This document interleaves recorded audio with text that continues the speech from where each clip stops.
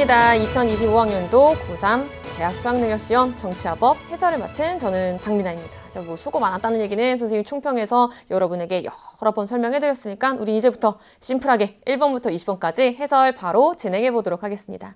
자, 우리 1번 문제 보도록 하겠습니다. 혹시나 1번 문제에 정치를 바라보는 관점이 아닌 게 나오면 어쩌지? 라고 높아심을 가졌지만 평가원은 1번에서 정치를 바라보는 관점을 올해에도 냈습니다. 그럼 요거 한번 살펴보도록 하겠습니다. 정치를 바라보는 관점에는 A와 B가 있습니다. A는 모든 사회 집단에서 구성원의 이해관계를 조정하고 갈등을 해결하는 과정이라고 보는 거니까 A는 넓은 의미의 정치에 해당이 되는 거겠죠. 자, 그리고 반면에 정치 권력의 획득, 유지, 행사와 관련된 국가의 고유한 활동만을 정치로 보는 거니까 B는 좁은 의미의 정치에 해당이 됩니다. 자, 근데 한 번 더 제시문이 나옵니다. 물론 1번 문제 치고는 약간 비중이 좀 높았던 이유가 지금까지는 요 제시문만 나온 다음에 바로 선지로 내려옵니다. 근데 이제는 요 제시문의 내용에다가 하나 더 추가가 되기는 하지만 그래도 절대로 어렵지 않고 예년의 정도를 딱 유지했던 그 정도의 문제입니다. A와 B는 모두 가를 정치로 보고 있지만 그러면은 가에는 A와 B에 모두 다 공통적으로 들어갈 수 있는 내용이 들어가야겠죠. 반면에 A는 나를 정치로 본다는 점에서 B와 구별됩니다. 그렇다면 나에 들어갈 수 있는 거는요. 넓은 의미의 정치에서만 정치로 보는 뭔가의 그런 내용이 들어가야겠죠. 1번부터 보도록 하겠습니다. 넓은 의미의 정치는 국가 형성 이전의 정치 현상 설명하기 적합하지 않다. 잘못된 설명이죠. 왜? 국가의 존재를 반드시 전제로 하는 게 아니잖아요. 그렇기 때문에 1번 잘못된 설명입니다. 2번 보도록 하겠습니다. 행정부의 정책 수립과 집행, 국가와 관련된 활동이죠. 좁은 의미의 정치에서 정치로 봅니다. 3번, 다원화된 현대사회의 정치 현상을 설명하기에 더 적합한 것은 넓은 의미의 정치가 되는 거니까 둘의 순서 바꿔주셔야 됩니다. 4번 살펴보도록 하겠습니다. 대통령이 조약을 체결, 비준하는 주체 여기까지 맞죠? 그리고 이 내용은 좁은 의미의 정치에 해당이 될 수 있고 넓은 의미의 정치에도 해당이 될 수 있습니다. 왜? 국가에 해당하는 활동이잖아. 그렇기 때문에 둘 다 모두 들어갈 수 있으니까 가에 들어갈 수 있습니다. 4번 정답. 자, 이제 마지막 5번 보도록 하겠습니다. 축구동호회에서 신입회원 가입 조건을 둘러싼 의견 대립을 조율해 나가는 것은 넓은 의미의 정치에서는 정치로 봅니다. 반면에 좁은 의미의 정치에서는 정치로 보지 않는 거죠. 따라서 A는 이것을 정치로 본다라는 점에서 B와 구별됩니다. 라고 하는 이 내용은 들어갈 수 있겠죠. 따라서 1번의 정답은 4번이라고 어렵지 않게 풀었을 겁니다. 자, 이제 우리 2번 문제 보도록 하겠습니다. 법치주의의 유형 A, B라고 나오는데 A 하나만 나왔어요. 그럼 어쨌거나 형식적 법치주의건 실질적 법치주의건 둘 중에 하나만 우리가 찾아보면 되는 거겠죠. 자, 일단 A라고 볼 때에는요. 여기 나와 있는 내용입니다. 법률의 내용이 정의에 합치될 것을 요구한다라는 점을 통해서 일단 A는 실질적 법치주의 찾을 수 있었습니다. 물론 우리가 요 2번 제시문을요. 처음부터 끝까지 쭉 일단 보면은 일단 앞부분에서 약간 막히고 어려운 내용이 있을 겁니다. 뭐 예를 들면 이런 것들. 형벌은 범죄에 대한 법률 효과로 국가가 범죄인에게 법치주의 유형인데 왜 갑자기 이런 내용이 나오지? 라고 여러분이 당황할 수 있지만 2번 제시문의 가장 큰 특징 중에 하나는 결국에 중간 부분에 뭐 이런 거 구성요건에 기술된 불법의 내용에 상응하지 않거나 행위자의 책임에 상응하지 않을 정도로 과도한 경우 막 이런 게 나오지만 결국에 A가 실질적 법치주의라는 것을 찾을 수 있는 내용이 분명히 드러나고 있습니다. 그리고 이 내용들 토대로 보기 한번 살펴보도록 하겠습니다. 죄형법정주의 내용이 적정성의 원칙 뭐였죠? 자, 요거 내가 강조했던 거야. 자, 우리 적정성의 원칙 같은 경우에는요. 그치. 형벌과 범죄의 둘 사이의 책임 정도와 경중이 비례해야 된다라고 하는 거를 의미하게 되는 거잖아요. 근데 적정성의 원칙에는 내용이 하나 더 있다 그랬어. 범죄를 규정하고 형벌과 관련된 내용들이 정의라든지 혹은 인간의 존엄성 등등에 합치되어야 된다라는 내용도 포함이 되는 거였잖아요. 적정해야 된다라고. 그래서 적정성의 원칙의 내용을 크게 두 가지로 여러분들이 기억해야 된다라고 설명해 드린 거였습니다. 그런 의도도 살펴본다면은 실질적 법치주의의 근거가 된다라고 볼 수 있는 거겠죠. 실질적 법치주의가 적정성의 원칙을 강조하는 근거가 되는 겁니다. 니은 보도록 하겠습니다. 입법자의 자의로부터 개인의 자유와 권리를 보장할 것을 요구하는 거죠. 왜? 법률의 내용까지도 고려하는 거니까. 자, 이제 D가 살펴보도록 하겠습니다. 정의에 부합하는 경우라면 법률에 근거하지 않은 국가 권력 행사는 정당화된다? 아니죠. 법치주의잖아. 법률에 근거해야 되는 거죠. 따라서 D가 잘못된 설명.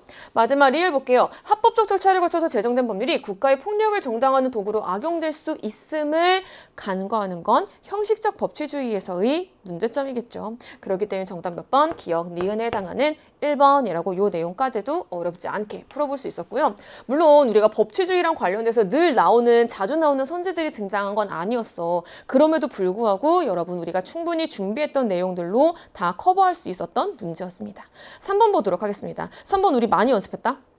어떻게 연습했냐면은 기본권과 관련해서 제시문 자체가 읽히지 않을 거다라고 선생님이 예측했어요. 읽히지 않을 거야. 처음에는 이 내용이 뭔지 왜 끝까지 읽혀지지가 않지? 라는 생각이 들겠지만 결국에는 포인트가 되는 내용을 짚어주는 수준으로 기본권 유형이라든지 헌법의 기본 원리는 나올 수밖에 없다고. 그 내용입니다. 봐봐. A의 침해 여부는 권리를 주장하는 주체, 국가, 그리고 비교의 대상이 되는 또 다른 주체와의 관계에서 판단된다. 이것만으로는, 이 문장만으로는 문장이 이해가 안 될 수도 있고 A라는 기본권 유형이 딱 들어오지 않을 수도 있습니다. A를 침해당한 주체가 주장하는 국가작용의 위헌성은 이제부터 딱 포인트가 하나 나오지. 본질적으로 같은 것을 자의적으로 다르게, 본질적으로 다른 것을 자의적으로 같게 취급하는지 여부에 있대요. 오케이. 그러면 결국에 A는 무엇에 해당이 되는 거야? 평등권이라고 찾을 수 있는 거겠죠. 이제 B 살펴보도록 하겠습니다. 기본권 침해 시 국가에 대해서 구제를 요구할 수 있는 수단적 권리, 어렵지 않게 청구권 바로 찾을 수 있습니다. 처음부터 읽히지 않더라도 우리 뒷부분에서 뭔가 힌트를 찾아내는 연습 계속 했었던 거였어요. 1번 보도록 하겠습니다. 다른 기본권 보장에 전제 나랑 계속 연습했었지. 베이스로 깔려 있어야 되는 거 A가 평등권이니까 정답 1번 끝. 2번 보도록 하겠습니다. 국가로부터의 간섭이나 침해를 배제하는 방어적 성격의 권리는 자유권이었죠. 따라서 2번 잘못된 설명. 3번, 헌법에 열거되지 않아도 보장되는 권리로 포괄성을 가지는 게 청구권이라고요? 청구권은 열거적 성격이었죠. 그렇기 때문에 3번 잘못된 설명입니다. 4번 살펴보도록 하겠습니다. 기본권 보장을 위한 기본권. 절차적 권리이다. 기본권 보장을 위해서 수단적 절차적 성격의 권리를 갖는 건 청구권이었죠. B와 달리라니 잘못된 설명. 자, 또한 A와 B 모두 의회가 제정한 법률로 제한할 수 있는 권리죠. 왜? 국민의 모든 자유와 권리는 이거에 의해서 제한 가능하다. 우리 37조 2항 기본권 제한 배웠었죠. 따라서 정답 3번에 1번이라고 풀 수 있었습니다. 자, 이제 4번 보도록 하겠습니다. 헌법의 기본 원리도 마찬가지입니다. 평이했습니다. A는 국가의사를 최종적으로 결정하는 최고 권력이 국민에게 있다. 끝났지? A는 뭐야? 국민주권주의. 한편 자유방임적 시장경제 질서가 초래한 불평등 문제를 국가의 적극적 역할을 통해서 해결하려는 노력으로 등장한 B. 그럼 B는 뭐가 되는 거예요? 복지국가의 원리 볼 수 있는 거겠죠? 1번부터 보도록 하겠습니다. 상호주의 원칙에 따라서 외국인의 지위를 보장하는 근거가 되는 거는 바로 국제평화주의가 되는 거겠죠? 2번, 국민투표를 통해 국민이 직접 국가 안위에 대한 궁여 정책을 결정할 수 있도록 하는 것. 국민이 주인으로서 목소리를 낼 수 있도록 하는 참정권 중에 하나였죠. 그렇기 때문에 국민주권주의 실현 방안이다. 정답 2번. 어렵지 않게 찾았다. 자, 이제 3번 보도록 하겠습니다. 남북분단의 상황을 반영한 우리나라 헌법 특유의 원리는 바로 평화통일 지향과 관련된 거겠죠. 따라서 3번 잘못된 설명이 되는 거고요. 4번 보도록 하겠습니다. B는 복지국가의 원리였어요. 복지국가의 원리가 근대 입헌주의 헌법에서부터 강조되기 시작한 거 아니었고 현대 복지국가 헌법에서부터 강조되기 시작한 거였죠. 마지막 5번 보도록 하겠습니다. 국가가 적정한 소득 분배를 유지하기 위해 경제 질서에 관해서 규제와 조정을 하는 것은 B의 실현 방안에 해당이 되겠죠. 따라서 정답 4번에 2번. 이라고 4번 문제까지 풀 수 있었고요. 자, 여기서 잠깐 선생님이 끊어본다면은 여러분 4번까지는 정말 나름 평이하게 풀었을 겁니다. 우리가 어느 정도 예측 가능한 문제들이 1번부터 4번까지 배열이 되었을 거고요. 이 내용들이 사실 3번, 2번 정도에서 약간 제시문이 읽히지 않나 싶었지만 우리 그래도 연습했으니까 힌트가 되는 내용 찾아서 답을 어렵지 않게 찾을 수 있었을 겁니다. 자, 그럼 선생님이 총평에서도 얘기했지만 1면에서의 고변별 문항 어디서 등장하는 거죠? 그렇지, 바로 5번에서 등장합니다. 자, 우리 5번 문제 같은 경우에는요, 한 3년 전, 4년 전에 수능 특강에서 한 문제 정도 굉장히 어려운 문제가 나왔을 때 수능 특강 교재에 이 정도 문제가 실려 있었어요. 그 말은 최근에 정부 형태랑 관련해서 이 정도의 비중과 이 정도의 난도를 나타내는 문제는 잘 등장하지는 않았었거든요. 근데 사실 5번은 풀고 나면은 선지에서 너무 금방 갈리긴 합니다. 그럼에도 불구하고 제시문 자체의 볼륨이 조금 컸던 문제이기 때문에 우리 이 문제 5번 한번 살펴보도록 하겠습니다. 아마 5번 풀고 여러분 시간 많이 지나서 당황하지 않았니? 그랬을 것 같은데. 자, 다음은 네모국의 정치 상황을 정리한 거고 뭐 나머지는 우리가 맨날 했던 그 조건들 의회의 총 의석수는 100석으로 변동이 없다라고 되어 있습니다. 자, 요 문제가 어려웠던 이유는요. 의회 의원의 임기와 대통령의 임기가 다르다라는 것 때문이었어요. 그런데 일단 의회 의원의 임기가 의회 의원의 임기와 행정부 수반의 임기가 다르다라는 게 맨 마지막 조건에 나와 있는 거야. 차라리 이 조건이 앞부분에 좀 나와 있어. 그러면 이 둘이 다르구나. 둘이 다르니까 이걸 좀 따로따로 계산을 해야겠구나라는 생각이었다면 오히려 쉽게 풀릴 수도 있었겠지만 일단 여기 읽어봐봐. T대 의원 선거 결과 직전 의회에 비해서 A당은 10석 증가, B당과 C당은 각각 8석, 2석씩 감소해서 행정부 수반 갑이 소속된 정당은 원내 과반 의석을 유지할 수 없게 됐다. 그리고 여기 T대 의회 의원의 임기는 행정부 수반 갑의 임기 중 3년차가 시작되는 날 동시에 시작된다. 여기서부터 헷갈렸을 거야. 근데 약간 눈치를 채고 임기가 다른가라고 생각을 했더라면은 그 임기를 아예 쓰고 시작하는 것도 여러분이 푸는 방법 중에 하나가 될 수 있었을 것 같아요. 자, 일단 정리해 볼게요. 우리 여기서 알 수 있는 내용 먼저 해보자. 자, 우리 T대 그 이전 직전 의회의 경우에는 A당은 직전 의회에 비해 T대는 A당이 10석 증가했대. 자, 그러면은 그 직전 의회 때에는 T대보다 직전 의회 때에는 A당은 몇 석이었길래 10석이 증가한 거야? 그렇지. 그 직전에는 41석이었겠죠. 그러니까 10석 증가한 거고 B당과 C당은 각각 8석, 2석씩 감소했대. 그럼 원래 51석, 8석이었다가 8석, 2석씩 감소했다라고 볼 수 있는 거겠죠. 그러면 T대 직전 의회 같은 경우에는 A당, B당, C당이 각각 이 결과가 나오는 겁니다. 자, 이제 그 다음 조건 한번 살펴보자. 그 결과 T대 의원에서는 여기 행정부 수반 갑이 소속된 정당은 원내 과반 의석을 유지할 수 없게 되었다. 원내 과반 의석이었는데 그리고 모두 다 의회 의석은 100석씩이고 원내 과반 의석을 차지할 수 없게 되었다라는 점을 통해서 행정부 수반이 갑이 B당 출신이다라는 거 하나 눈치챌 수 있습니다. 자, 그럼 이제부터 우리가 해볼 조건은요. 여러분이 아예 선생님이 쭉 연도별로 임기를 한번 나눠보도록 하겠습니다. 어떻게 나눠볼 거냐면은 이렇게 한번 해볼게. 행정부 수반의 임기. 그리고 의회 의원의 임기라고 한번 적어볼 거고요. 예를 들면 그냥 한 1년이라는 것부터 출발한다라고 생각하자. 행정부 수반의 임기가 1년차, 2년차, 3년차부터 적어볼게. 다시 내가 지금 옆에다가 쓰는 숫자가 무엇을 의미하는 거냐면은 물론 이게 그냥 눈으로 보고 푸는 방법도 있지만 여러분이 좀 한 번에 알아볼 수 있게 하기 위해서 내가 쭉 한번 나열해 보는 거야. 행정부 수반의 임기 1년차, 2년차, 3년차부터 쭉 한번 적어보도록 하겠습니다. 물론 이렇게 풀지 않고 눈으로 풀 수 있지만 여러분이 확실하게 파악할 수 있는 방법 중에 하나니까 이렇게 적어보는 거예요. 사실 선생님도 실제 이 시험 문제 풀 때는 이렇게 풀지 않았어. 자, 이제 그 다음 보도록 하겠습니다. 자, 일단 여기 볼까? T대 의원의 임기는 행정부 수반 갑의 임기 중 3년차가 시작되는 날 동시에 시작된다라고 되어 있어요. 자, 근데 의회 의원의 임기는 4년이래. 그럼 우리가 의회 의원의 임기를 한번 나눠보자. 하나, 둘, 셋, 넷. 여기까지가 T대.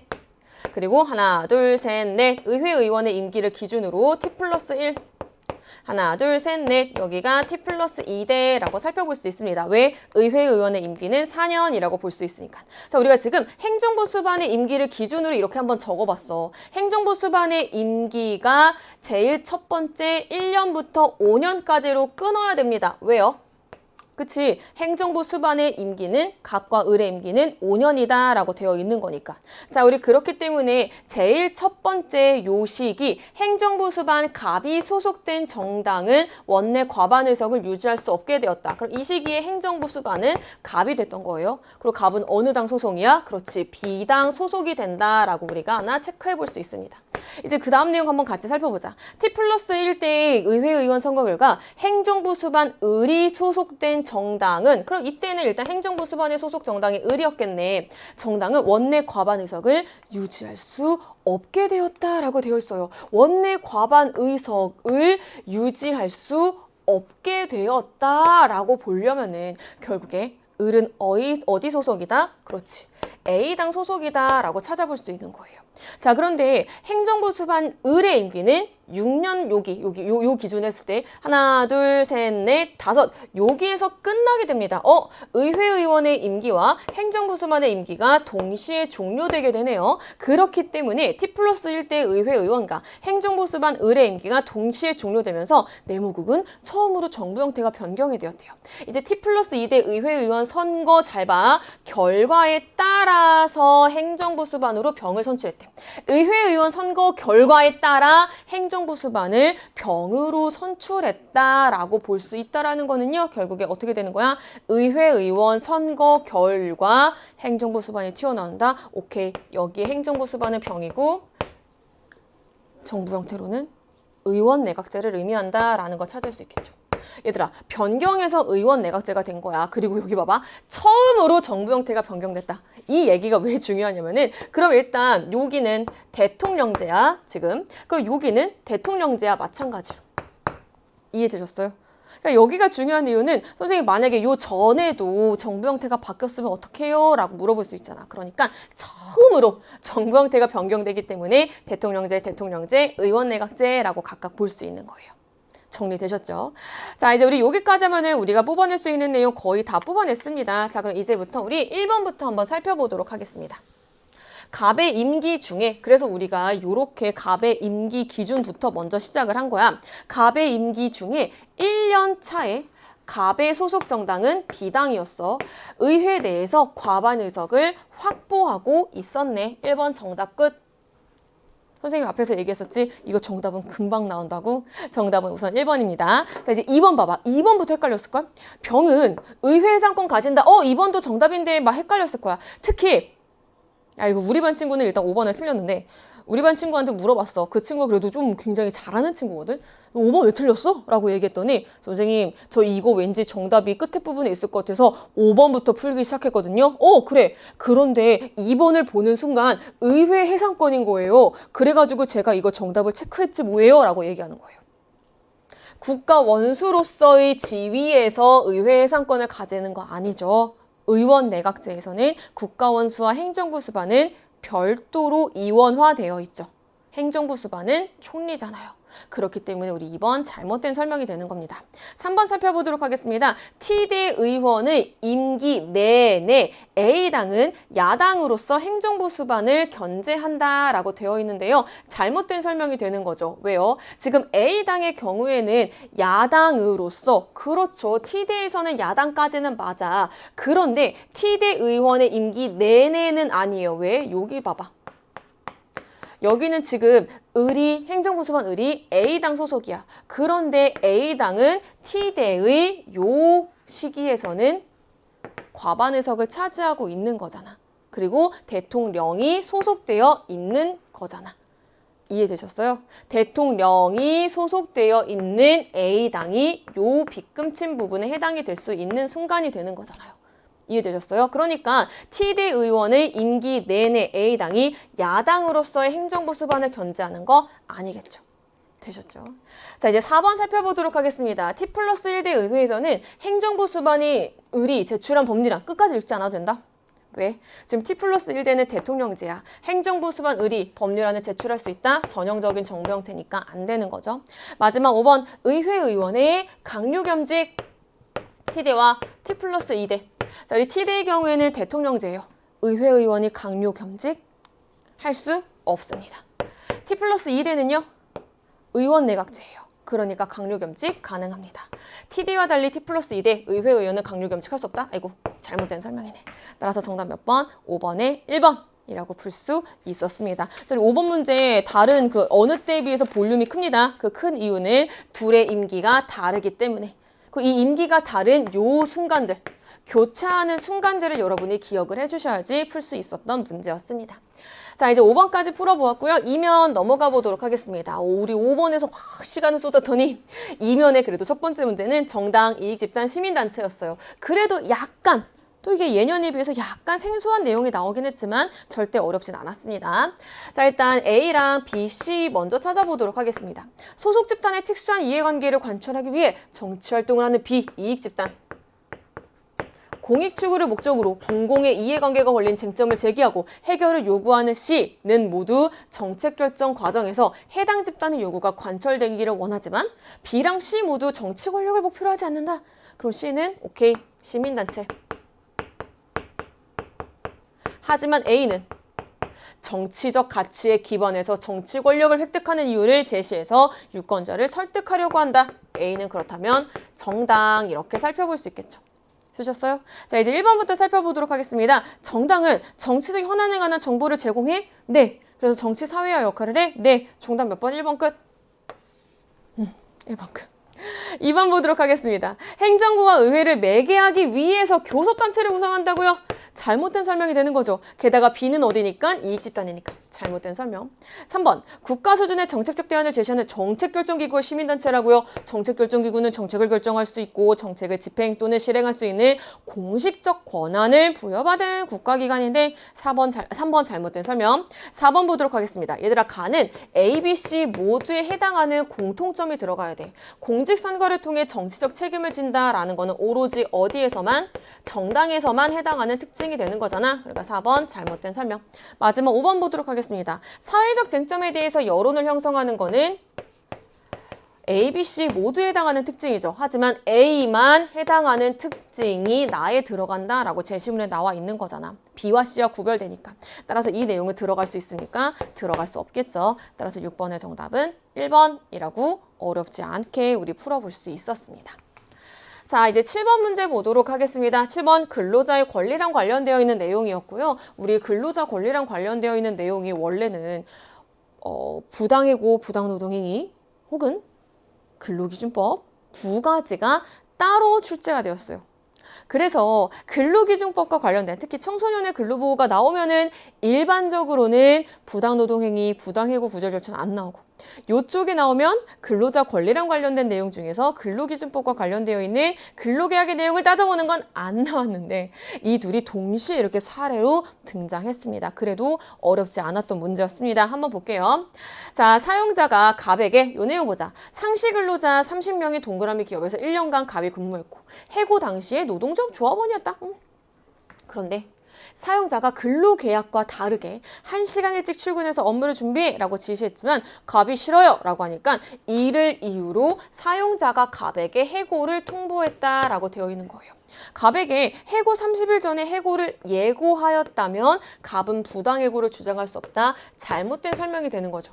해고 30일 전에 해고를 예고를 하는 것은 그래요. 예고를 할 수 있다, 예고를 해야 된다라는 거는 나를 해고의 요건과 절차 중에 하나로 우리가 따져볼 수 있지만 나머지 요건과 절차를 지키지 않더라도 부당해고를 주장할 수 있는 거기 때문에 일단 1번 잘못된 설명이 됩니다. 해고를 했다고, 해고를 예고했다고 부당해고를 주장할 수 없다라는 거는 잘못된 설명이라는 거. 2번 보도록 하겠습니다. 동그라미 기업 노동조합은 부당해고 구제 신청을 할 수 없는 거죠. 이게 어떻게 읽더라도 일단 이 법무 선지는 잘못된 선지인 게 이 관점에서 읽더라도 잘못된 선지가 되는 겁니다. 노동조합의 경우에는 부당 노동 행위를 이유로 부당 노동 행위 구제 신청은 가능합니다. 하지만 지방노동위원회에 대해서 부당 해고 구제 신청은 근로자 본인만 할 수 있었다라고 읽어본다면은 2번은 잘못된 내용이라는 거 찾아볼 수 있는 겁니다. 자, 이제 3번 살펴보도록 하겠습니다. 갑은 해고의 효력을 다투는 소송이 진행되는 동안에는 별도로 노동위원회에 대한 구제 신청 가능한 거죠. 왜? 이 둘은 별개이다라는 거 우리 계속 공부했었으니까. 4번 보도록 할게요. 이제 4번과 5번 내용은 을과 관련된 건데, 자, 마트에서 근무하고 있는 17살 남자 고등학생이다. 우리 고등학생 조건 일단 충족했습니다. 17살이니까 연소근로자다라는 거 하나 체크할 수 있겠죠. 자, 근로계약기간, 업무 내용 이렇게 나와 있고 소정 근로시간은 12시 30분부터 20시까지라고 되어 있고 휴게 시간은 30분이다 라고 되어 있습니다. 임금은 법정 최저임금, 근무일은 수, 목, 금, 토, 일이다 라고 되어 있습니다. 의뢰 친권자 동의했습니다. 을이 사용자와 체결한 근로계약에 따른 의뢰 휴게 시간은 근로기준법에 위배됩니까? 아니죠. 근로기준법에 따르면은 4시간 이상인 경우에는 30분, 4시간인 경우에는 30분 이상, 8시간인 경우에는 기준으로 1시간 이상이기 때문에 지금 이 나와 있는 조건에 위배된다, 위배되지 않는다 라고 찾을 수 있는 겁니다. 자, 이제 마지막 5번 보도록 하겠습니다. 사용자가 의뢰 근로시간을 매 근무일 2시간씩 연장하는 거는, 자, 연장 근로의 경우에는 서로의 합의가 일단 있어야 돼. 그리고 연소 근로자잖아. 연소 근로자니까 하루에 1시간, 일주일에는 5시간 이내로 이루어져야 되는 거죠. 근데 지금 매 근무일 2시간씩 연장하는 건 당연히 근로기준법에 위배되는 거겠죠. 따라서 7번의 정답은 5번이라고 어렵지 않게 7번 문제까지 찾을 수 있었습니다. 자, 이제 우리 8번 문제 살펴보도록 하겠습니다. 자, 우리 8번 문제 같은 경우에는요. 국가기관의 구성과 기능 중에서도 그래도 A, B, C, D만 나왔어요. 그래서 이거 괜찮으려나? 어렵지 않으려나? 라고 생각했겠지만 이 내용이 대표적으로 선생님 총평에서도 얘기했지만 디테일한 선지가 나온 문제였습니다. 들어가 볼게요. 선생님이 헌법기관 처음부터 A, B, C, D 순서대로 다 알 수 있다라고 했어? 아닐 수도 있다라고 했죠. 아닐 수 있을 때 여러분들이 당황하지 않고 뒤에서부터 역순으로 올라오는 방법도 있다라고 설명해 드렸습니다. 헌법상 민주적 정당성을 직접적으로 확보하고 있는 A는 임기 중 원칙적으로 B에 대해 정치적 책임을 지지 않지만 B는 해임 건의권을 통해 C에 대한 정치적 책임을 물을 수 있습니다. 왠지 A, B, C가 어딘지 알 것 같기도 한데 혹시 몰라. 이제 여기서부터 정확한 내용들이 나옵니다. A의 국법상 행위는 문서로서 하는데 관계 국무위원과 C는 A의 보좌기관으로서 이 문서에 부서할 권한을 가집니다. 오케이. 자, 대통령의 행위는 국법상의 행위는 문서로 하는데 관계 국무위원과 대통령의 보좌기관으로서의 국무총리가 부가에서 서명할 권한을 가집니다. 그리고 이는 A가 직무집행에 있어서 위법한 행위를 한 경우에 해당이 되므로 B는 A에 대한 탄핵 소추를 의결해서 D가 탄핵 심판을 하게 할 수 있습니다. 이제 우리 윗부분 읽어봐봐. 국회는 해임 건의권을 통해 국무총리에 대한 정치적 책임을 물을 수 있습니다. 국회는 국무총리, 국무위원에 대한 해임 건의권이 있잖아. 그러니까 일단 A, B, C, D 우리가 이렇게 찾을 수 있었습니다. 1번 보자. 1번 정답한 사람들 꽤 있을걸? 얘들아, 1번 선생님이 요거 디테일 챙겨야 된다고 여러 번 설명해 드렸었어요. 대통령은 국무총리의 제청을 받아 행정각부의 장을 국무위원 중에서 임명하는 거였죠. 국무위원 중에서 행정각부의 장을 국무총리의 제청을 받아 임명하는 거였잖아요. 그래서 1번 잘못된 설명이 됩니다. 2번 보도록 하겠습니다. 국회는 국무총리에 대해서 국회 출석해서 질문에 답변할 것을 요구할 수 있다. 정답 바로 2번이 되는 거겠죠. 이거 우리가 어디서 공부했었냐면은 정부 형태 중에서 우리나라 정부 형태의 특징. 국회가 국무총리, 관계 국무위원에게 국회 출석해서 질문에 답변할 것을 요구할 수 있는 거 우리나라에 있는 의원 내각제정 요소로 공부했던 거였습니다. 따라서 정답은 2번이 되는 거였어요. 되셨죠? 정당의 목적이나 활동이 민주적 기본질서에 위배된다는 국회의 제소가 아니라 위헌정당 심판의 제소는 정부에 의해서 이루어지는 거였죠. 3번 잘못된 설명. 4번 보도록 하겠습니다. 대통령 선거의 효력을 다투는 선거소송을 관할하는 곳은 바로 대법원이 되는 거겠죠. 마지막 5번. 대통령은 국회 동의를 얻어 헌법재판소 재판관 9명을 임명하는 거 아니죠. 왜? 헌법재판소 재판관 9명은 대통령이 임명하는 거 맞지만 이 과정에서 국회 동의가 필요한 건 아니었잖아요. 국회 동의를 얻어서 대통령이 임명하는 국가기관은 헌법재판소장이었으니까. 그렇기 때문에 9명의 재판관을 국회 동의를 얻어서 임명하는 건 아니라서 5번 잘못된 설명이 돼서 8번의 정답은 2번 이라고 찾을 수 있었습니다. 자, 우리 여기까지도 약간 아슬아슬했지만 그래도 잘 풀었을 거예요. 근데 9번에서 아이고 선생님의 개인적인 생각인데 이 제시문이 진짜 어지간한 국어 제시문보단 짧지. 어지간한 국어 비문학 독서 제시문보다는 짧은 건 맞지만 그래도 그와 거의 비슷할 만큼의 꽉 찬 내용이 들어가 있는 게 바로 이제부터 막 나옵니다. 왜? 9번, 10번, 12번, 13번, 14번 이제부터 제시문들을 긴 호흡으로 읽어내는 내용들. 평가원이 우리에게 계속 요구했던 거. 제시문 이렇게 길게 낼 거야. 한 편 한 편 한 편 낼 거야. 이거 시간 내에 다 풀 수 있어. 엄청 긴장되는 시험장인데 집에서 혼자 푸는 거 아닌데 이 시간 내에 해야 돼 라고 하는 우리한테 요구하는 내용들이 이제부터 9번부터 나옵니다. 자, 볼게요. 동그라미죄로 기소된 갑은 벌금형을 선고받고 상고하였으나 항소 상고했대. A가 이를 기각해서 판결이 확정됐다. 그러면은 대법원에 상고한 거였겠죠. 그 다음에 내무법 조항에 따른 신상정보 등록 대상자가 되었대요. 이에 다른 구제 절차를 거칠 수가 없었던 갑은 내무법 조항이 나의 기본권을 침해한다라고 주장하면서 B에 헌법소원 심판을 청구했다라고 되어 있습니다. 이에 대해서 헌법재판소는 해당 조항이 갑의 기본권을 침해한다, 침해하지 않는다라고 판단했습니다.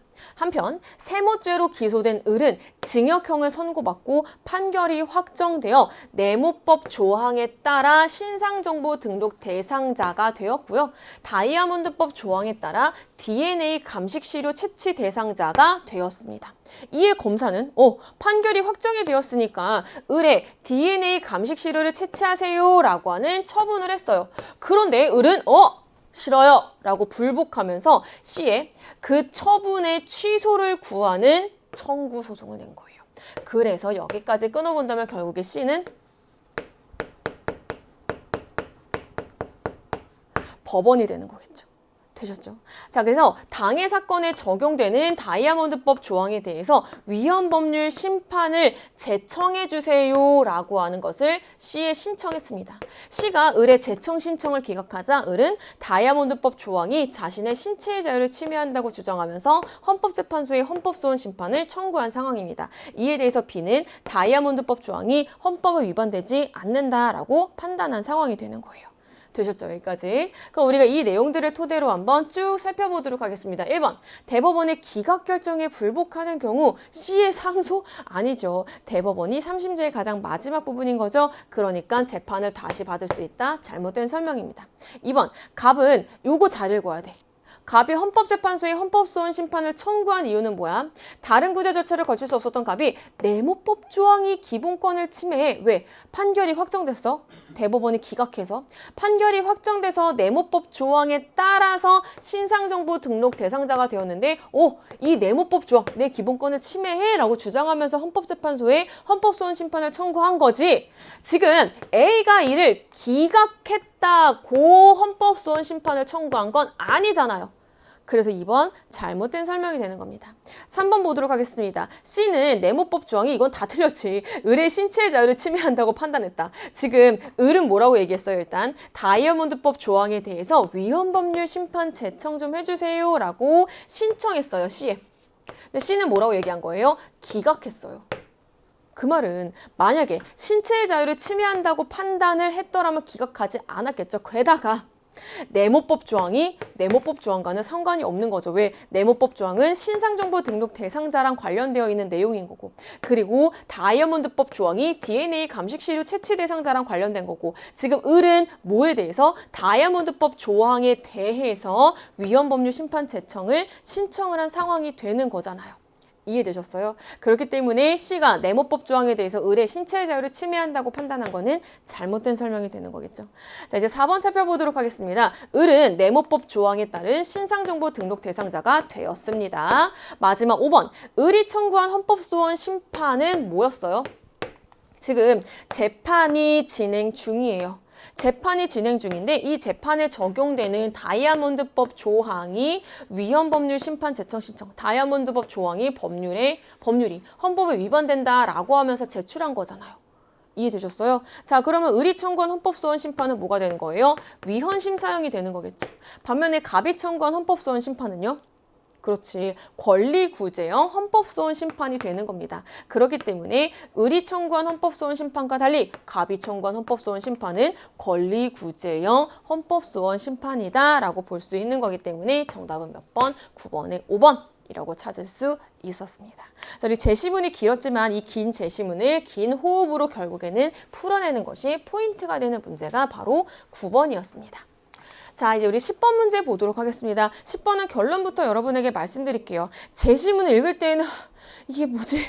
이런 일이 벌어질 수 있나? 라는 생각까지 들어. 근데 솔직하게 우리 선지는 금방 쳐낼 수 있었죠. 자, 우리 이런 스타일의 문제 9월 달에도 나왔고 6월 달에도 나왔습니다. 특수불법행위랑 관련되어 있어서 제시문이 길어. 그리고 복잡해. 한 편 한 편 한 편이야. 근데 막상 읽고 나니까 선지에서는 금방 우리가 찾을 수 있는 내용들이 나왔어요. 자, 이제 보도록 하겠습니다. 갑은 동그라미 스키장을 임차해서 직접 점유하면서 운영하고 있다. 오케이. 동그라미 스키장 슬로프에는 설치 상하자로 배수관이 튀어나와 있었는데 스키를 타고 내려오던 을은 이 배수관에 걸려 다리가 부러졌대요. 갑의 직원 병은 갑의 지시에 따라 차량을 운전해서 을을 병원에 데리고 가던 중에 중앙선을 침범했고 정이 운전하던 트럭과 충돌했어요. 이 사고로 을이 차량 밖으로 튀어나가게 되면서 석 달간 입원 치료를 받게 되었고 정신적으로도 큰 고통을 겪었습니다.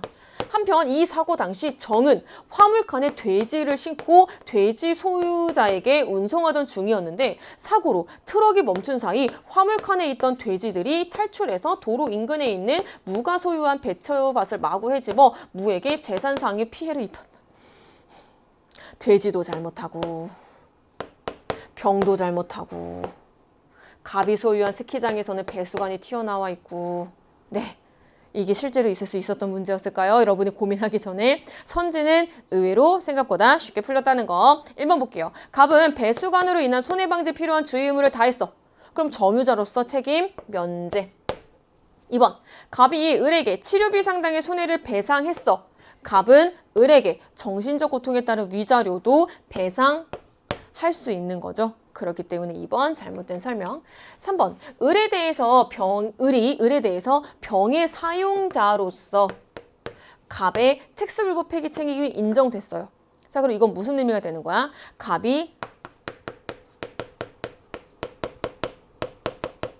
사용자 배상 책임을 지게 된다라는 의미가 되는 거겠죠. 우리가 많이 연습했잖아. 사용자 배상 책임이 성립했다라는 거는 피용자의 일반 불법 행위가 성립했다라는 의미가 되는 거잖아요. 그러니까 일반 불법 행위 책임을 면할 수 없다. 일반 불법 행위가 성립한다라는 의미가 되는 거니까 정답 바로 3번이라고 어렵지 않게 찾을 수 있는 거예요. 우리가 많이 연습했던 내용이 거의 그대로 출제된 겁니다. 4번 볼게요. 정이 동물의 종류와 성질에 따라 보관에 상당한 주의 의무를 기울였음을 증명하면 동물의 점유자 책임 면제.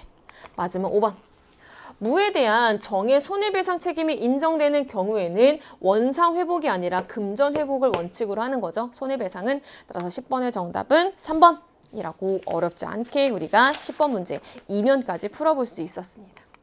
자, 이제 우리 3면 넘어가 볼 거고요. 3면의 첫 번째 문제 같은 경우에는 죄형 법정주의랑 관련되어 있는 내용입니다. 근데 이 내용 같은 경우에는 여러분들이 행위 시의 법률, 죄형 법정주의 요 정도 내용만 확실하게 기억하고 있으셨더라도 어렵지 않게 풀 수 있었고요. 사실 여기에는 형벌 내용까지도 포함이 되어 있었던 그런 문제였습니다. 자, A국에서는 허위 영상물의 제작과 유포 등의 사용인지로 등장했었지만 처벌할 수 있는 법률이 없었대요. 이에 A국 의회는 처음으로 허위 영상물의 제작과 유포를 처벌하기 위해서 2020년 6월에 세모법을 제정했다라고 되어 있습니다. 2020년 6월에 시행된 세모법 14조 1항은 유포할 목적으로 사람의 신체를 대상으로 한 허위 영상물을 제작한 자는 1년 이하의 금고에 처한다라고 규정을 했어요. 그런데 2021년 6월에 세모법 14조 1항은요. 앞의 내용은 그대로가 근데 형벌 규정만 2년 이하의 징역에 처한다라고 개정돼서 시행이 되었대요. 자, 이제 2022년 7월에 세모법 14조 원래 1항이 있었는데 2항이 새로 만들어졌나 봐. 그래서 사람의 신체를 대상으로 한 허위 영상물을 저장, 시청한 자는 2천만 원 이하의 벌금에 처한다라고 하는 조항이 신설 시행된 겁니다. 이전에 없었던 게 플러스로 만들어진 상황이 되는 거예요. 되셨죠? 자, 이제부터 타임라인 한번 그려봤습니다. 자, 그 다음 단계. 갑은 2020년 8월에 그러면 한 요쯤이 되는 거겠죠? 좀 약간 요쪽이겠지? 사람의 신체를 대상으로 한 허위 영상물을 제작하여 유포한 사실로 2021년 9월에 기소돼서 재판 중이다라고 되어 있어요. 자, 그러면은 1번부터 보도록 하겠습니다. 요 내용부터 한번 살펴볼까요? 여기. 법원은 갑에게 개정 전 세무법 14조 1항을 적용해서, 자, 우리 개정 전 14조 1항은 요 내용에 해당이 되는 거죠. 정해진 노역에 복무해야 되는 형벌.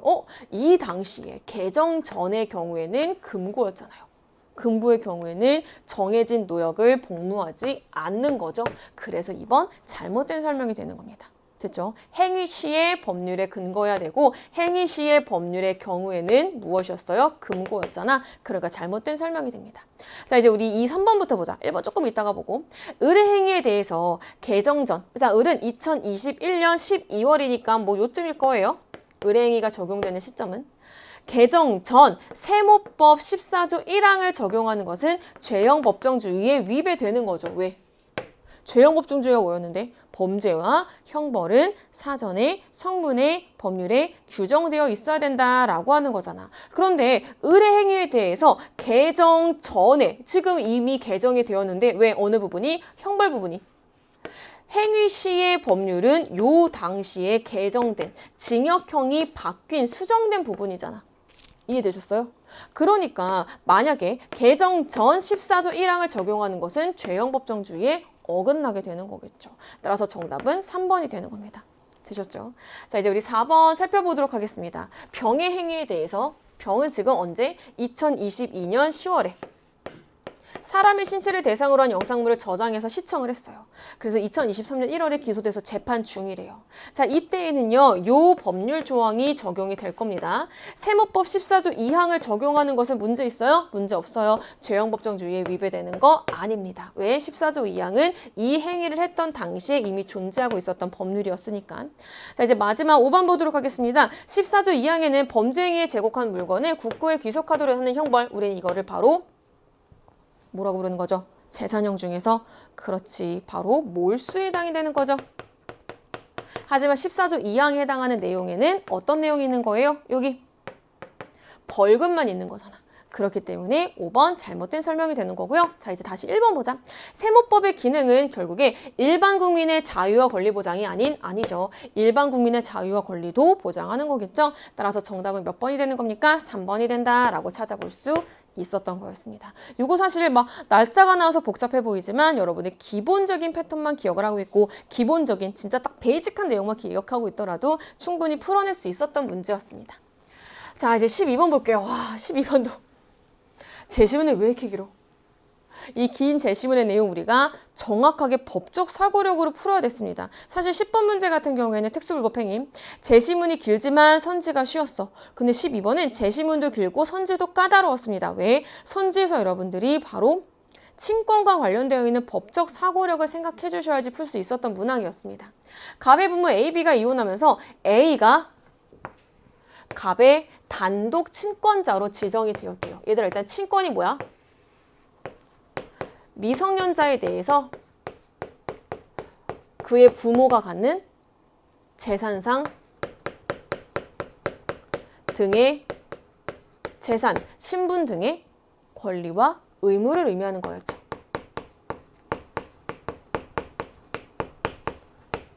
자, 다시 미성년자의 부모가 갖는 재산, 신분상의 권리와 의무를 우리는 뭐라고 하는 거였어요? 바로 친권이라고 하는 거였죠. 그 대상은 미성년자를 대상으로 미성년자의 부 또는 모가 갖는 혹은 부모가 갖는 재산, 신분상의 권리와 의무를 우리는 친권이라고 불렀습니다. 요거 일단 친권의 의미 하나 기억하시고요. 자, 우리 그 다음에 갑은 무용 공연을 위해서 을과 100만 원의 의상 제작 계약을 체결했대요. 을은 계약 당일에는 갑이 미성년자임을 몰랐으나 계약할 당시에는 알았어? 몰랐어요. 그런데 다음 날이야 갑이 미성년자임을 알게 되었다. 바로 1번 내려가 보자. 을은 갑이 미성년자임을 알게 되었을 당시, 그러니까 그 다음 날 알게 되었잖아. 갑과 의상 제작 계약 체결을 철회할 수 있다? 없다? 철회할 수 있다. 왜? 철회는 언제 하려고 할 수 있는 거예요? 미성년자와 거래한 상대방이 미성년자가 계약 당시에 미성년자임을 몰랐을 경우에 할 수 있는 거잖아요. 계약 당시에 미성년자임을 모르는 거잖아. 우리 그렇기 때문에 1번 잘못된 설명이 되는 겁니다. 되셨죠? 물론 전제 조건은 미성년자가 법정 대리인의 동의 없이 단독으로 계약을 체결했다라는 상황에서 여기에서 계약 당시에 미성년자임을 몰랐을 경우에는 상대방이 계약 체결 의사표시를 철회할 수 있는 거였죠. 그렇기 때문에 1번 잘못된 설명이 되는 겁니다. 2번 보도록 하겠습니다. 을은 B에게 갑과의 의상 제작, 이제부터 나머지 내용 한 번 더 읽어보자. 일주일 후 갑은 19살 생일에 친구의 공연을 보러 갔다가 을에게 제작을 맡긴 의상과 동일한 의상을 90만 원에 해드려 라고 하는 병을 소개받았대요. 갑은 병에게 80만 원에 해주세요 라고 물었고 병은 알겠어 라고 하면서 갑과 병은 80만 원의 의상 제작을 하는데 합의했고 다음날 계약서를 작성을 했대요. 되셨죠? 이후 을은 갑의 의상 제작을 완료한 상태에서 갑과 병의 계약 체결 사실을 알게 되었고 되셨죠? 제작한 의상을 갑에게 보냈대요. 되셨죠? 한편 A와 B는 갑과 을이 체결한 계약과 갑과 병이 체결한 계약을 걔네서 알지 못하다가 오케이. 그럼 일단 1번은 확실하게 아니라는 건 어떻게 찾을 수 있었어? 요 갑과 을의 계약은 갑이 미성년자가 법정 대리인의 동의 없이 체결한 거다라는 걸 일단 하나 찾을 수 있었습니다. 을이 갑에게 의상을 인도한 날 이 계약들에 관해서 그제서야 알게 된다라는 상황이 뒤에 나와 있습니다. 어쨌거나 1번은 확실히 잘못된 설명이다라는 걸 찾을 수 있었어요. 자, 이제 2번 다시 보도록 하겠습니다.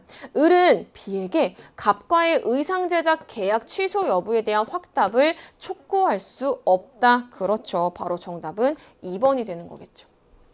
왜요? 아니 지금 이렇게 한번 생각해봐. 갑과 을의 계약은 미성년자가 법정 대리인의 동의 없이 단독으로 체결한 계약이야. 그러니까 갑과의 의상 제작 계약의 취소 여부에 대해서 확답을 촉구할 수 있는 권리를 일단 상대방이 갖기는 해. 그런데 B에게는 할 수 없는 거겠죠. 왜? 지금 재산 신분상의 권리와 의무는 누가 단독으로 독점하고 있으니까 A가 단독으로 독점하고 있으니까.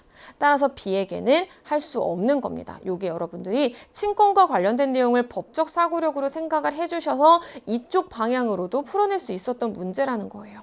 그렇기 때문에 2번 잘못된 옳은 설명이 되는 거겠죠. 촉구할 수 없다. 아이고, 촉구할 수 없다. X표를 해버렸네. 그래서 촉구할 수 없는 겁니다. 되셨어요? 따라서 2번이 정답이 되는 겁니다. 왜? 단독으로 친권을 행사하는 사람은 A고 친권은 재산, 신분상의 권리와 의무를 의미하게 되는 거니까. 자, 이제 3번 살펴보도록 하겠습니다. 병의 청약과 갑의 승낙이 아니라 먼저 갑이 병에게 80만 원에 해주실이라고 물어봤잖아. 따라서 갑의 청약과 병의 승낙. 이거 우리 연습하는 거는 구모 때 나왔었다. 그러니까 3번 잘못된 설명. 4번 살펴보도록 하겠습니다. A는 을이 제작한 의상을 갑에게 인도한 때 갑과 병의 의상 제작 계약을 취소할 수 있다라고 되어 있는데 이거 이쪽 방향으로 한번 생각해 봅시다. 지금 을이 제작한 의상을 갑에게 인도한 때에는 A는 미성년자의 법정 대리인으로서의 지위예요. 지금 취소를 하기 위해서는 미성년자 또는 미성년자의 법정 대리인이 가능해요. 자, 그런데 미성년자의 법정 대리인의 지위를 갖고 있는 겁니까? A는 인도한 때에는 아닌 거죠. 그렇기 때문에 4번 잘못된 설명이 되는 겁니다.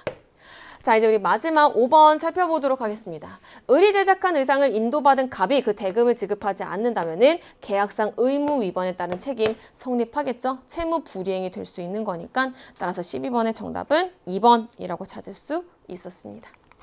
자, 이제 우리 13번 보도록 하겠습니다. 12번까지도 막 선지도 디테일하고 막 엄청 어렵게 풀었어. 근데 우리 13번 문제 같은 케이스에서 또 가족관계와 법과 관련된 내용이 나오지만 그래도 우리가 예년에 수능 문제 등을 통해서 나왔던 선지들이 나왔던 거기 때문에 조금은 수월하게 풀 수 있었을 겁니다. 그런데 아무리 수월해도 그 시험장 난도라는 게 있지? 그 시험장이 주는 분위기 그리고 앞에서 우리 너무 시간 많이 끌어가지고 13번에서부터 막 마음이 불안불안해졌을 수도 있지만 어쨌거나 13번 문제 보도록 하겠습니다.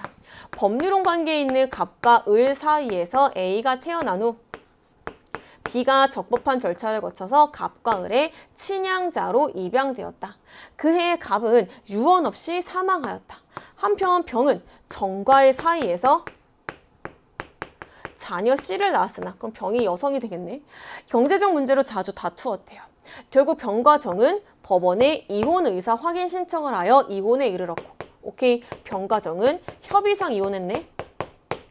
병이 단독으로 C에 대한 친권자 및 양육권자가 되었다라고 되어 있는 상황입니다. 이후 병과 을은 법률혼을 하였고 을이 적법한 절차를 거쳐서 C를 친양자가 아닌 양자로 입양한 상황이 되는 겁니다.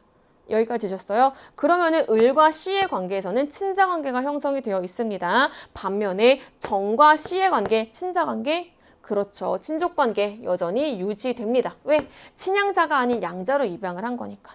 그 후에 병이 갑작스러운 사고로 유언 없이 사망하였고 1년 후에 C도 초등학교 입학을 앞둔 상태에서 갑작스럽게 사망했다라고 되어 있는 상황이에요. 이제 우리 1번부터 살펴보도록 하겠습니다. 갑의 사망 시 을과 A뿐만이 아니라 B도 상속인이 되는 거겠죠. 친양자로 입양됐어. 친자관계 형성되었잖아. 그렇기 때문에 1번 잘못된 설명이 됩니다. 2번 보도록 하겠습니다. 면접교섭권을 갖는다라는 내용 일단 한번 살펴보자. 왜냐하면 면접교섭권 같은 경우에는 병이 C에 대한 친권자 및 양육권자가 되었잖아. 그러면 C를 기르지 않는, 양육하지 않는 다른 일방은 면접교섭권을 갖게 되게 되는 거겠죠. 자, 그런데 이런 면접교섭권은 무엇으로서 갖는 거야? 이혼의 효력으로서 갖는 거야. 이혼이 성립해. 이혼이 성립하면 이혼의 효력으로서 갖는 건데 이혼은 언제 성립해? 이혼 의사 확인을 받은 때가 아니라 그렇지. 행정관청에 이혼 신고를 한 때잖아요. 그래서 2번 잘못된 설명이 되는 겁니다. 자, 이제 3번 살펴보도록 하겠습니다. 요거 많이 연습했던 거. 병의 사망 시 B는 A의 친족이지만 오케이. 그리고 C 역시 A의 친족이 될 수 있는 거죠. 왜? 을이 C를 친양자가 아닌 양자로 입양을 했고 을이 A와 B 사이엔 친자 관계가 이미 형성이 되어 있기 때문에 형제자매 관계로서 친족이 될 수 있는 거죠. 3번 잘못된 설명이 되는 겁니다. 4번 살펴보도록 하겠습니다. 병의 사망 시 C는 병의 상속인이지만 그렇죠. C는 병의 상속인이지만 여기까지는 맞아. 그런데 A와 B는 병의 상속인이 아니다? 그렇죠. 여기까지도 맞죠. 왜? 지금 을이 C를 친양자로 입양했다. 그래서 친자관계가 형성되었다라는 거는 제시문에 나와 있어. 하지만 그래서 을과 병이 재혼을 했잖아. 을은 C를 친양자가 아닌 양자로 입양을 했는데 병의 경우에는 A랑 B와 어떠한 친자관계 형성되었지 모르잖아. 안 나와 있잖아. 그렇기 때문에 A와 B는 병의 상속인이 아니다. 뒷부분도 옳은 설명이 되는 거겠죠. 따라서 정답 몇 번? 4번. 5번 봅시다. C의 사망 시 정은 C의 상속인이 될 수 있습니다. 왜? 친족관계 유지됩니다. 친양자가 아닌 양자로 입양되었기 때문에. 따라서 13번의 정답은 4번이라고 풀 수 있었습니다. 자, 14번 문제 보도록 하겠습니다. 14번 형사 절차랑 관련되어 있는 거고요. 우리 개념의 빈틈 선생님이랑 여러 번 찾아봤다면 14번 사실 정말 수월하게 풀 수 있었던 문제였습니다. 갑은 돈을 낼 의사가 없음에도 불구하고 A가 운영하는 식당에서 음식을 먹고 도주했대. 뭔지 알겠죠? 그냥 먹고 뛰어간 거야. A는 식당 앞을 지나가던 을을 갑으로 오인하고 계산하고 가야지! 라고 을의 멱살을 잡고 막 끌고 갔대. 경찰이 수사를 통해서 A의 식당에서 음식을 먹은 사람은 을이 아니다! 라는 사실을 밝혀냈어요. 하지만 수사 과정에서 을은 정신적으로 큰 고통을 받았죠. 일단 내가 멱살 잡고 끌려간 것도 너무 스트레스였을 텐데 그래서 수사를 받았다라는 것도 너무 스트레스였을 거 아니야. 검사는 A에 대해서 폭행 혐의는 인정되지만 정상을 참작해서 기소유예 처분을 했다라고 되어 있는 상황이에요. 자, A는 누구였어요? 식당 주인. 자, 이 식당 주인 같은 경우에 아까 뭐 한 거야? 을을 갑으로 오해하고 멱살 잡고 끌고 갔잖아. 그래서 폭행 혐의는 있지만 정상 참작합니다. 기소유예 처분을 내린 거예요. 이후 경찰은 동종의 범죄로 계속 수사 대상이었던 갑을 체포했고 검사는 구속 상태인 갑을 기소했습니다. 1심 법원이 갑에게 사기죄로 징역 6월에 집행유예 1년을 선고했고 이에 대해서 검사는 항소를 하였지만 갑은 항소를 포기했다라고 되어 있는 상황이에요. 됐어요? 자, 그렇다면 우리 이 상황에서 여러분이 오해하면 안 되는 게 둘 다 항소 안 해야지 이게 아니잖아요. 검사는 항소를 했지만 갑은 항소를 포기했어요. 그러면 항소심이 진행될 수 있는 거죠. 요거 포인트 잡고 1번부터 보도록 하겠습니다. 을의 정신적 피해에 대해서 국가는 범죄 피해자 구조금을 지급해야 된다. 잘못된 설명이죠. 이거 우리 진짜 많이 연습했다. 범죄 피해자 구조제도. 생명 또는 신체의 피해를 입었으나 국가로부터 피해의 일부 또는 전부를 배상받지 못한 경우잖아. 그렇기 때문에 우리 1번은 잘못된 설명이 되는 거겠죠. 되셨죠? 자, 이제 우리 2번 살펴보도록 하겠습니다. 검사는 A의 행위가 자구행위에 해당한다고 판단했다? 얘들아, 법적 사고력 빨리 생각해봐.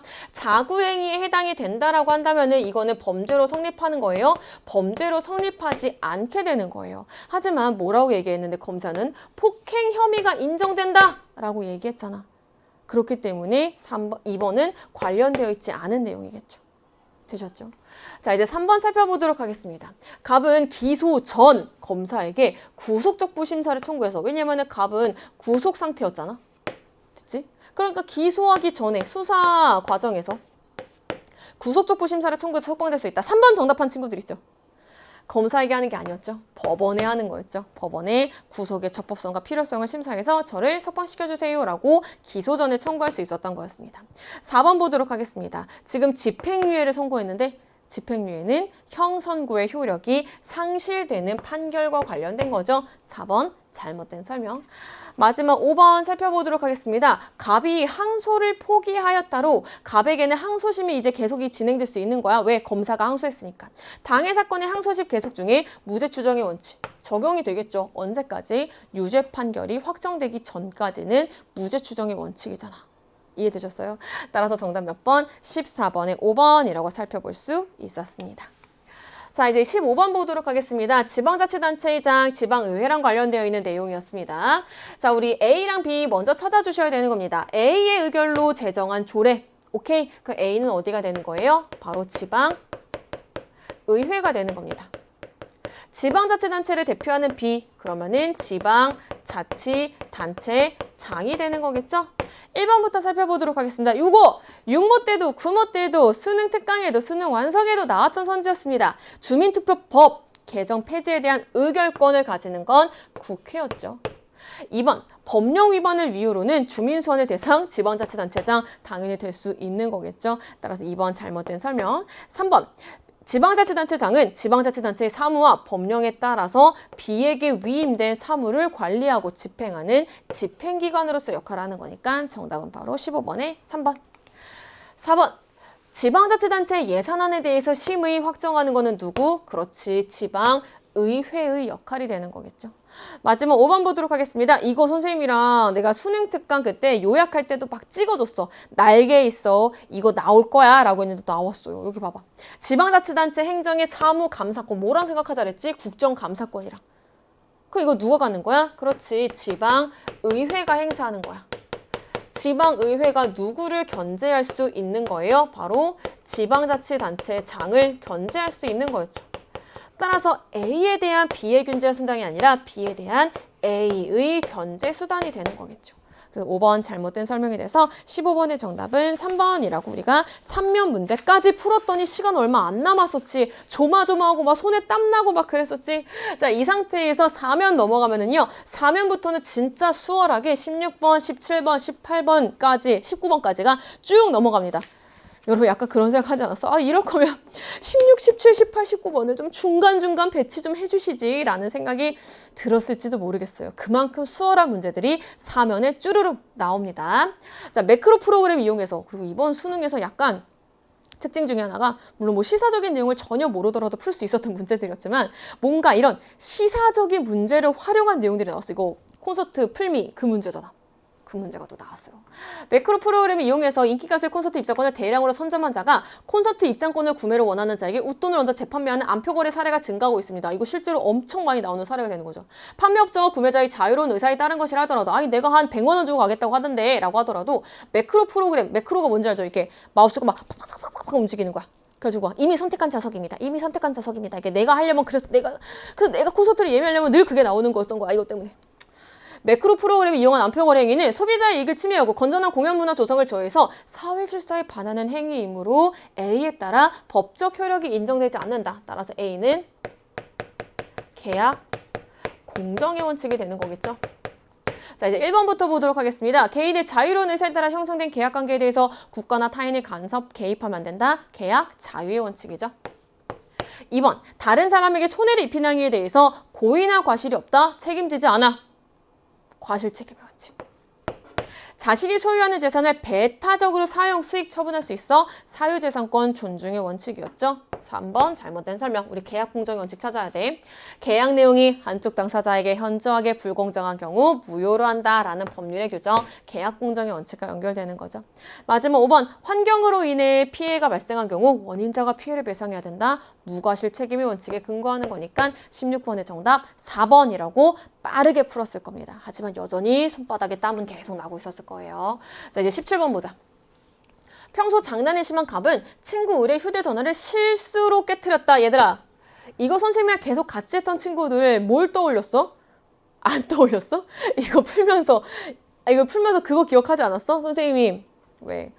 범죄 성립 요건에서 고의랑 과실 설명할 때 이거 엄청 강조했던 게 또 나왔잖아. 고의랑 과실 설명할 때 나 맨날 늦은 시간까지 막 주말에도 촬영해야 돼. 그래서 내가 일부러 저 카메라 깨트린 거랑 내가 오게 수고하셨습니다 하고 걸어가다가 실수로 깨트린 거랑 부주의로 깨트린 거랑 내가 이거 두 개 비교해줬잖아. 이게 카메라를 깨트렸냐 요거랑 핸드폰을 고의로 깨트린 거냐 아니면 내가 실수로 깨트린 거냐 뭔가 여기 요 차이 봐봐요. 그날 저녁 갑은 부모 허락을 받아서 자신이 키우던 개를 데리고 산책하던 중에 을을 만났대요. 자, 이제 그 다음 내용 보자. 갑은 또 장난을 친 거야. 또 자신의 개에게 을을 향해서 물어! 가라! 물어! 축축! 이렇게 얘기를 한 거예요. 그러니까 목줄이 풀린 갑의 개가 주인이 물라고 하니까 을을 물어서 을에게 상의를 입혔어요. 을의 위급한 상황을 목격한 병은 을을 구하기 위해서 갑의 개를 발로 뻥 찼대요. 동물학대 혐의로 수사를 받던 병에 대해서 검사는 정당방위를 이유로 불기소 처분을 했다라고 되어 있는 상황입니다. 휴대전화 손괴 및 상해 혐의로 불구속 상태에서 수사를 받은 갑에 대해서는 검사는 과실에 의한 손괴는 법 규정이 없어서 범죄가 성립하지 않는다. 우리 했던 건데 불기소 처분을 하였고 상해 혐의에 대해서는 정상을 참작해서 기소 유예 처분을 했대요. 상해 혐의는 어느 정도 인정된다라고 본 거죠. 되셨어요? 여기까지? 자, 이제 1번부터 보도록 하겠습니다. 얘들아, 상해 혐의는 결국 그것 때문이겠지? 물어! 이렇게 한 것 때문에 1번, 갑에게 책임 능력이 인정돼. 책임 무능력자야? 아니야. 근데 어떻게 특수불법행위 책임을 지는 거지? 갑의 부모가? 잘못된 설명이 되는 거겠죠. 2번 보도록 하겠습니다. 을은 배상명령 제도를 통해서 갑에게 손해를 배상받을 수 있다라고 되어 있는데요. 여러분 차근차근 생각해 보세요. 배상명령 제도는 언제 할 수 있는 거예요? 그렇지. 형사재판이 진행되는 중에 민사적 손해배상 명령까지 받아낼 수 있도록 하는 거죠. 즉 형사재판이 진행 중이어야 돼. 그런데 검사는 갑에 대해서는 휴대전화 손괴에 대해서는 불기소 처분을 하였고 또한 상해 혐의에 대해서는 기소유예 처분을 했어. 기소유예 처분도 어디에 들어가게 되는 거예요? 불기소 처분에 들어가게 되는 거야. 어쨌거나 검사는 갑에 대해서 불기소 처분을 내린 거예요. 정리되셨어요? 자, 그럼 형사재판이 열렸어? 열리지 않았던 거였죠. 그러니까 배상명령 제도를 통해서 손해배상을 받을 수 있다. 잘못된 설명이 되는 겁니다. 3번 보도록 하겠습니다. 검사는 갑이 을의 휴대전화를 손괴한 행위에 대해서 구성요건에 해당하지 않는 것으로 왜? 법 규정이 없어서 범죄가 성립하지 않는다. 따라서 정답 몇 번? 3번. 이렇게 풀 수 있었던 거였습니다. 자, 이제 4번 보자. 검사는 갑의 상해 혐의에 대해서 객관적 법 질서의 관점에서 위배되지만 법적 비난 가능성이 없는 것으로 판단했다. 잘못된 설명이 되는 거겠죠. 왜? 상해 혐의에 대해서는 어느 정도 인정이 되지만 정상 참작해서 기소유예 처분을 내리게 된 상황이 되는 거잖아요. 이해되셨어요? 그렇기 때문에 4번 잘못된 설명이 되는 거겠죠. 드셨어요? 갑의 상해 혐의에 대해서. 자, 이제 마지막 5번 보도록 하겠습니다. 이제 병 얘기 나옵니다. 병의 행위에 대해서 타인의 법익에 대한 현재 위난을 피하기 위한 행위, 요건 우리는 긴급피난이라고 부르는 거잖아요.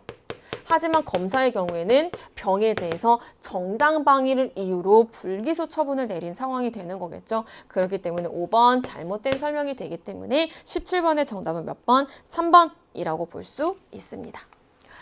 자, 이제 우리 18번 문제 보도록 하겠습니다. 우리 배웠던 내용, 연습했던 내용 그대로 엄청 빠르게 풀 수 있었던 문제였습니다. 국제연합의 주요 기관 ABC 나와 있습니다. 자, 거부권을 행사한 해당 상임이사국의 대표가 모든 회원국으로 구성된 의결기관인 B에 출석했대. 일단 B는 어디가 되는 거예요? 총회. A에서의 거부권 남발로 야기되는 피해, A는 안보리. 국제연합의 사법기관 C는 국제사법재판소. 자, 이제 1번부터 한번 살펴보도록 하겠습니다. 안전보장이사회를 구성하는 15개의 이사국은 임기가 동일한 거 아니죠? 상임이사국과 비상임이사국으로 나뉘게 되니까. 2번, A에서 요거 조금 헷갈렸을 수 있지만 평가원 단위 시험에서 우리 연습했던 선지예요. 절차 사항을 포함한 모든 사항에 대해서 상임이사국의 전체 동의를 전제로 한다 아니죠. 왜요? 선생님, 상임이사국의 만장일치를 전제로 하잖아요. 상임이사국 중에 한 나라라도 거부권을 행사하면 부결되잖아요. 맞지? 그런데 그거는 정확히 말하면은 절차 사항이 아닌 실질 사항에 대해서였죠. 그렇기 때문에 2번 잘못된 설명이 되는 겁니다. 3번 보도록 하겠습니다. B의 결의안은 회원국의 의지가 반영되어 강제력이 있다. 이거 수능엔 처음 나오는 선지이지만 우리 연습했어. 내가 이거 강조했어. 총회에서의 의결은 강제력이 없다. 그냥 회원국의 의지가 반영되어 있는 뭔가의 그런 도덕적 규범으로서의 효력을 갖고는 있지만 회원국의 행동을 강제할 수 없다라고 했어요. 따라서 3번 잘못된 설명이 되는 거예요.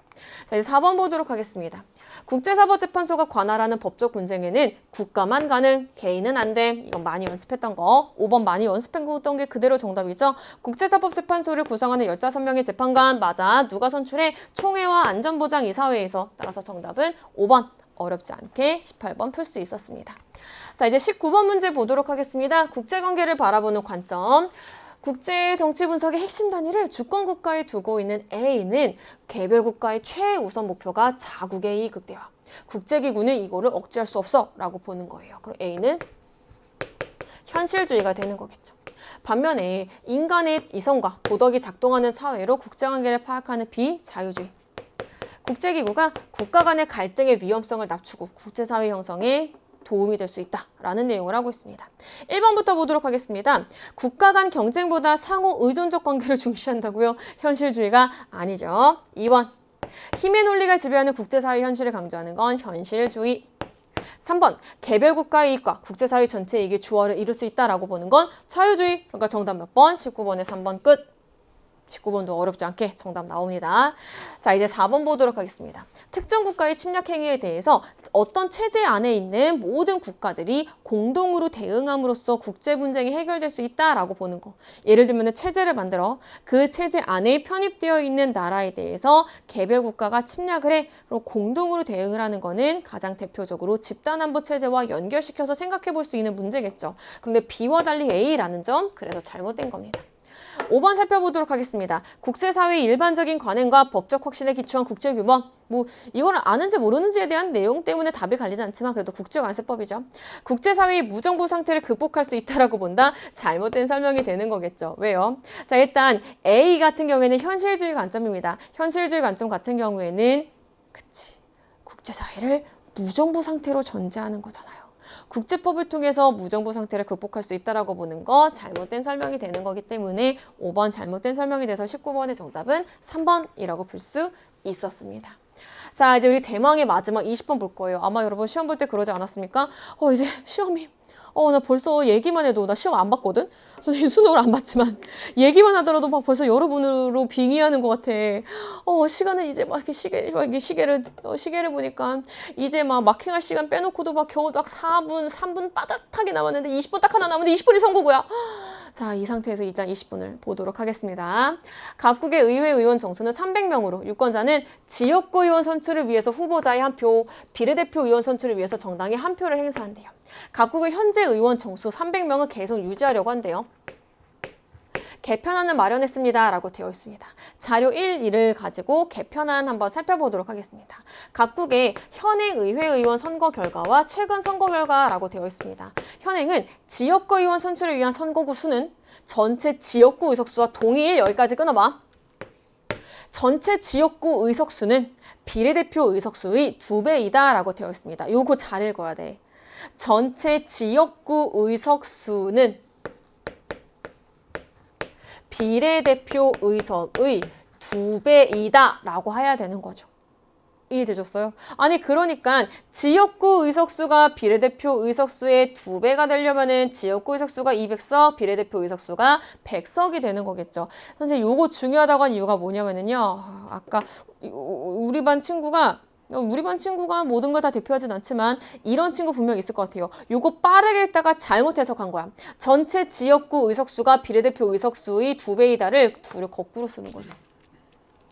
지역구 100. 비례대표 200으로. 그러면은 기억이 정답일까 막 고민하게 되는 순간에 빠지게 되는 거예요. 요거였습니다. 요거. 되셨죠? 자, 이제 그 다음 내용 한번 살펴보도록 하겠습니다. 지역구 의원 선출을 위한 선거구 수 전체 지역구 의석수와 동일하다. 이 말은 무엇을 의미하는 거야? 오케이. 선거구 제도는 소선거구제를 활용하고 있구나 하나 찾을 수 있습니다. 지역구 의원 선거에서는 선거구별로 최다 득표한 후보자가 당선되며 오케이. 그러면은 상대다수 대표제 적용되는구나. 단순다수 대표제. 또한 정당의 정당 투표 득표율에 비례해서 전체 비례대표 의석수를 각 정당에 배분한다. 현재 A, B, C, D 2당이 의회 의석을 일단 다 확보하고 있대. 그리고 무소속 의원은 없고 A, B, C, D 2당 모두 지역구 의석률과 정당 투표 득표율이 일치하지 않는다라는 조건이 나와 있어요. 근데 개편안이 무려 4만까지 나와 있지만 어려운 내용은 없습니다. 자, 이제 우리 1안부터 4만까지 내용들 중에서 체크할 내용들 한번 살펴보도록 하겠습니다. 제일 첫 번째 1안입니다. 현행에서 지역구 의원 선거 제도만 변경한대. 지역구 의원 선거에서 선거구 수만 50개로 축소한대. 원래 의석수 200개, 선거구의 개수도 200개였죠. 근데 그대로 가는 거야. 200명, 100명 지역구 비례대표 각각 그대로 가는데 선거구의 수를 50개로 축소하고 선거구별로 같은 수의 의회 의원을 득표수로 선출한다라고 되어 있어요. 그럼 하나의 선거구에서 몇 명? 4명의 대표를 선출하는 중대 선거구제로 변형하는 겁니다. 1안의 경우에는. 되셨죠? 2안 보도록 합시다. 현행 선거에서 지역구 의원 선거제도만 변경한대요. 지역구 의원 선거에서 당선을 위한 조건을 유효 투표 총수의 과반 득표로 하고요. 1차 투표에서 있으면 당선인, 없으면 1위랑 2위 결선 투표 진행한대요. 어쨌거나 무엇으로 변경하는 거예요? 원래 소선거구제 단순다수 대표제였는데 절대다수 대표제로 변경하게 되는 겁니다. 3안 보도록 하겠습니다. 지역구 의원 선출 방식, 비례대표 의원 선출 방식 그대로 가는데 달라지는 점은 뭐예요? 지역구와 비례대표 의원 수가 동수가 되도록 한다라고 하는 점입니다. 요게 차이점이 되는 거겠죠. 그럼 이제부터 가에 들어갈 수 있는 내용 하나씩 살펴보도록 하겠습니다. 기억. 1안의 경우에는 지역구 의원 선거에서 각 정당이 선거구별로 우리가 연습했던 거 1인의 후보자만 공천하게 돼요. 자, 그런데 하나의 선거구에서 몇 명의 대표를 배출하는 구조예요? 4명의 대표를 배출하는 구조가 되는 거예요. 자, 우리 그렇다면은 결국에 만약에 특정 정당이 1인 공천체제야. 1인 공천체제에서 특정 정당이 모든 선거구에서 4등 안에 들었어.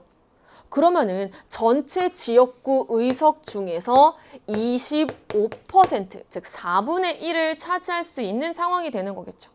되셨어요, 여기까지? 자, 그래서 선거구별로 1인의 후보자만 공천해. 그러면은 특정 정당이 과반 의석을 차지할 수 있을까요? 없습니다. 왜요? 다시 만약에 지역구 선거에서 특정 정당이 모든 선거구에서 4등 안에 들었다라고 가정을 해볼게. 그러면은 맥시멈 25%를 차지할 수 있는 거야. 지역구 의석률은. 그치? 왜요? 왜냐하면은 1인만 공천이 가능하니까 요거를 넘을 수는 없어요. 이해되셨죠? 자, 우리 물론 의회 의석률과 정당 득표율이 서로 다르다라는 점을 강조하더라도 비례대표 의석을 맥시멈으로 한번 특정 정당이 가져간다 생각을 해보게 되더라도 과반은 안 되는 거예요. 절반을 초과하는 상황은 나오지 않습니다. 따라서 특정 정당의 의회 내 과반 의석은 차지할 수 없게 되는 거예요. 기억 옳은 설명. 그런데 이거를 바꿨다. 지역구 100이고 비례대표 200이다. 그러면 요게 기억이 틀린 건가? 라고 생각하게 돼요. 요게 너무 의외로 중요한 포인트였다라는 거. 자, 이제 니은 보도록 하겠습니다. 이안의 경우에는 지역구 의원 선거제도에서 다른 후보자들이 얻은 표를 모두 합한 것보다 더 많은 표를 얻은 후보자가 왜? 과반 득표를 기준으로 하고 있으니까 여기. 그러니까 그러한 대표 결정 방식 적용되고 있습니다. 과반 대표를 통해서 우리가 파악할 수 있었던 내용이었죠. 자, 이제 D급 보도록 하겠습니다. 만약에 지역구 의석수랑 비례대표 의석수가 동일해진다 하더라도 정당 투표 득표율과 각 정당의 총 의석률이 불일치하는 현상이 나타날 가능성 배제할 수 없습니다. 나타날 가능성 배제할 수 없어요. 나타날 수 있어요. 왜 나타날 수 있게 되는 거예요? 정당의 한 표, 지역구 의원의 한 표를 따로따로 행사하기 때문에 또한 나머지 조건들을 우리가 따져보게 된다면은 이 둘이 같아진다 하더라도 정당 투표 득표율과 각 정당의 총 의석률이 불일치하는 현상은 나타날 수 있는 거겠죠. 이런 현상이 나타날 가능성을 배제할 수 없다. 나타날 수 있다. 따라서 D급까지 옳은 설명이 돼서 20번의 정답 몇 번? 5번이라고 마지막 문제까지 풀어낼 수 있었습니다. 자, 우리 이렇게 해서 정말 우리가 어떻게 보면은 무서웠지만 기다렸던 2025 대수능 마무리되었습니다. 자, 일단 이 수능까지 오는 기간까지 여러분들이 얼마나 많이 고생하고 힘들었을지 선생님이 누구보다 옆에서 지켜봐서 알고 있습니다. 뭐 결과가 어떻게 되었든지 간에 여러분 일단 진짜 많이 고생한 건 맞고요. 그리고 가끔 어른들이 이런 말 합니다. 수능이 인생의 전부는 아니야 라고 했는데 아마 여러분이 한 19년, 20년, 21년, 22년 등등을 살아오면서 여러분의 인생에서는 전부였을 거예요. 그 전부를 여러분은 해낸 겁니다.